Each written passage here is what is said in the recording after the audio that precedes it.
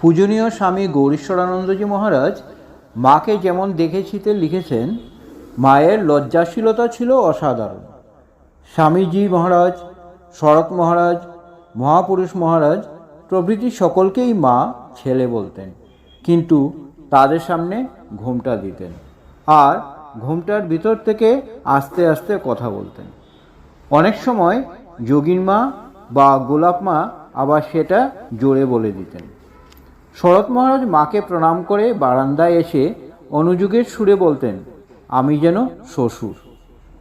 বয়সের তুলনায় বেটে ছিলাম বলে আমাকে আরও ছোট মনে হতো। এই কারণে মা আমার সামনে ঘোমটা দিতেন না। এই জন্যই মাকে ভালো করে দেখবার সৌভাগ্য আমার হয়েছিল। এছাড়া মায়ের পায়ে বাত ছিল এবং আমার সৌভাগ্য হয়েছিল মায়ের পায়ে বাতের তেল মালিশ করে দেবার।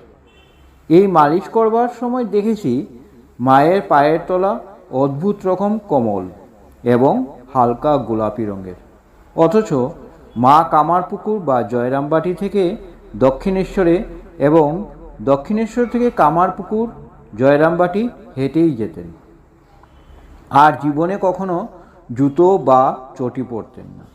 একদিন তেল মালিশ করার সময় আমার মনে হলো মায়ের পায়ের বাত যদি আমার পায়ে আসে তাহলে বেশ হয়, মা ভালো থাকবেন।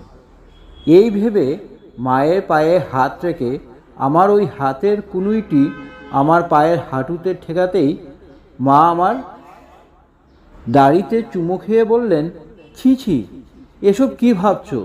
তোমরা বেঁচে থাকো, ঠাকুরের কত কাজ করবে। আমি বুড়ি হয়েছি, আর কতকাল বাঁচব।